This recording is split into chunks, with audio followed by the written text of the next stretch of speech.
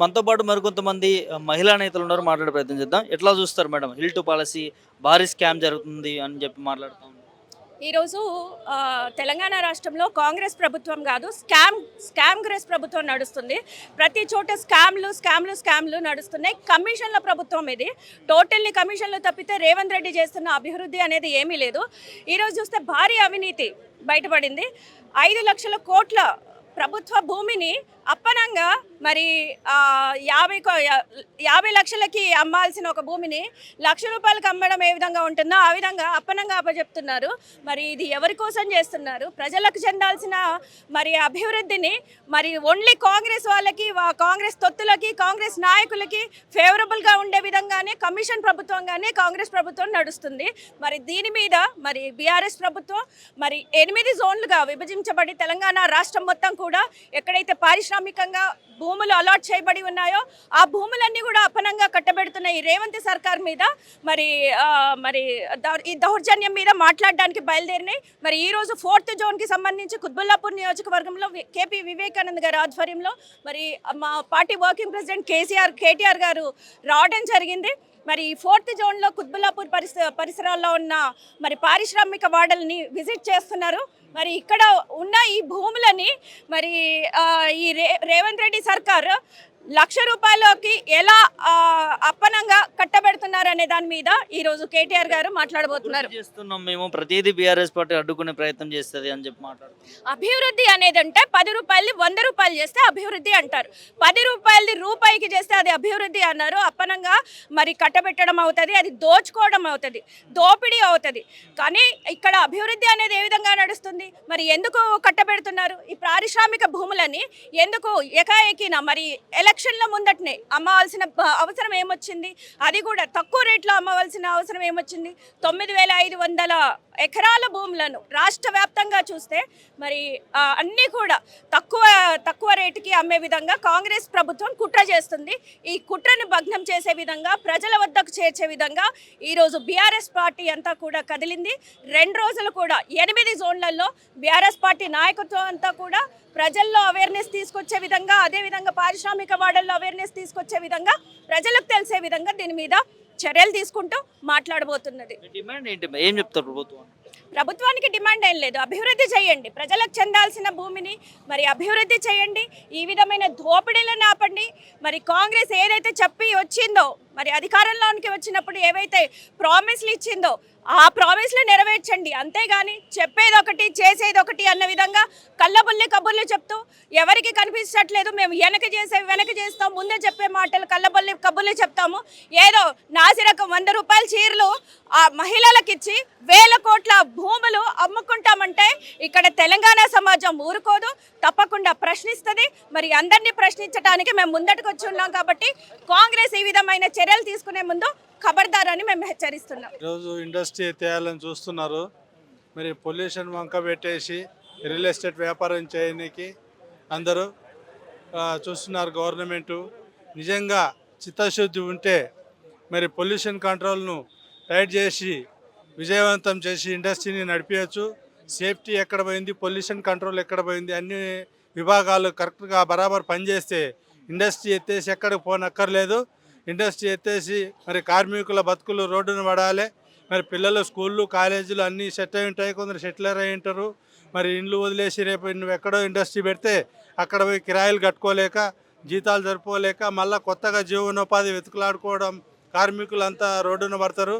కాబట్టి గవర్నమెంట్ పునరాలోచించుకోవాలని చెప్పేసి ఉన్న డిపార్ట్మెంట్లను చక్కగా మీరు సవ్యంగా నడిపించి పొల్యూషన్ కంట్రోల్ మరి సేఫ్టీ ఇవన్నీ సరిచేస్తే అదే ఇండస్ట్రీ సక్రమంగా నడిపిస్తే కార్మికుల ఉపాధి ఉన్నట్టు ఉంటుంది, అందరు బతుకు తెరుగు ఉంటుంది. మీరు మంచి గవర్నమెంట్ పబ్లిక్ మంచి చేసిన వాళ్ళు అయితే అని చెప్పేసి నేను కోరుకుంటున్నాను. మేము జీడిమెట్ల అండి, నా పేరు రసూల్, ప్రైవేట్ ఎంప్లాయీ. ప్రభుత్వం ఇక్కడ నుంచి తీసుకుపోయి గ్రేటర్ అవతలో పెడతామంటున్నది. దీనివల్ల ప్రజలకు ఇబ్బంది కలిగే అవకాశం ఉంది. ఇబ్బంది ఖచ్చితంగా కలుగుతుందండి.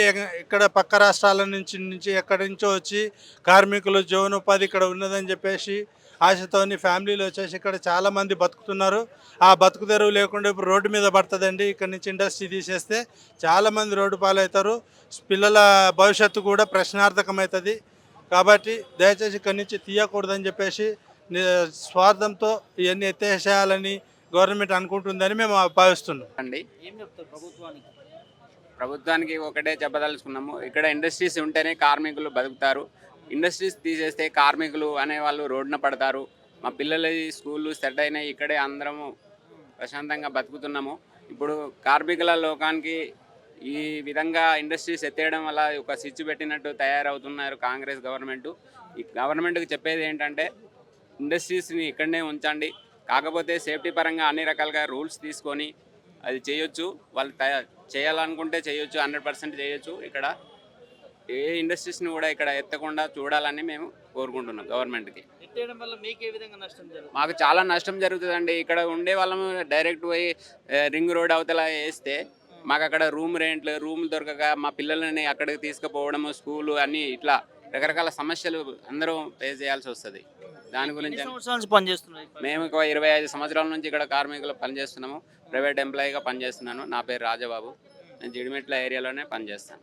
ఇక్కడ నుంచి తీయడం మీకు నష్టం జరుగుతుంది? నష్టం చాలా తీవ్రంగా జరుగుతుంది.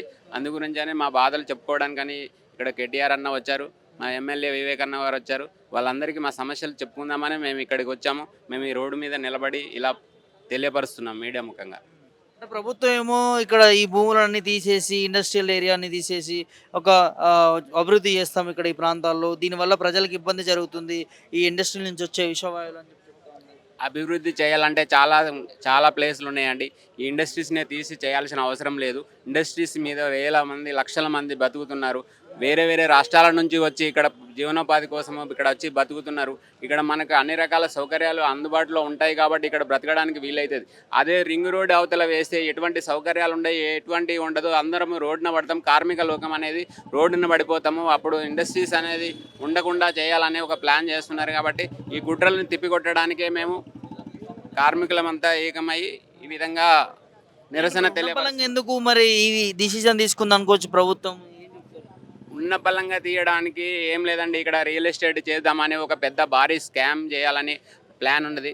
కాంగ్రెస్ గవర్నమెంట్ అంటేనే పెద్ద స్కామ్ అండి. అది గవర్నమెంట్ స్కామ్ల మీద స్కామ్లు చేసుకుంటూ పోతుంది, కానీ ఒక్క డెవలప్మెంట్ లేదు.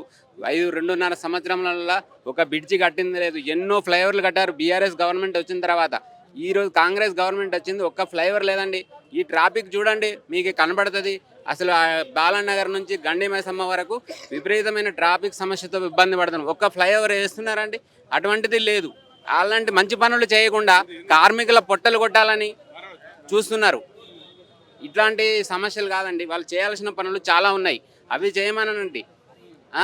మా బీఆర్ఎస్ గవర్నమెంట్లో కట్టిన చెక్ డ్యామ్లన్నీ కూల్చేస్తున్నారండి. ప్రజలకు ఉపయోగపడే డ్రింకింగ్ వాటర్, ఈరోజు వాటర్ రాలేదండి ఇప్పటివరకు. కాళేశ్వరం అనేది ఒక మంచి సబ్జెక్ట్ అండి, దాన్ని కూడా ఏదో చిన్న క్రాక్ వచ్చిందని చెప్పేసి కూల్చేసి, అంటే కూల్చకుండా దాంట్లో నీళ్లు నిలబెట్టకుండా అది పోయింది ఇది పోయిందని చెప్పుకుంటా కాలయాపన చేస్తున్నారు తప్ప వాళ్ళు చేసింది ఒక్క పని లేదండి. ఇప్పటివరకు ఎవరికి మంచి జరిగింది లేదండి. ఇప్పుడు కార్మికుల మీద పడుతున్నారండి. కార్మికులకు జీవనోపాధి లేకుండా సిటీ నుంచి తరిమేద్దామని ఒక ప్లాన్ చేస్తున్నారండి. ఈ కుట్రలన్నీ మేము భగ్నం చేయడానికి మేము కార్మిక లోకమంతా ఒకటై కేటీఆర్ అన్న సపోర్ట్ తోటి మేము ముందుకెళ్తాం.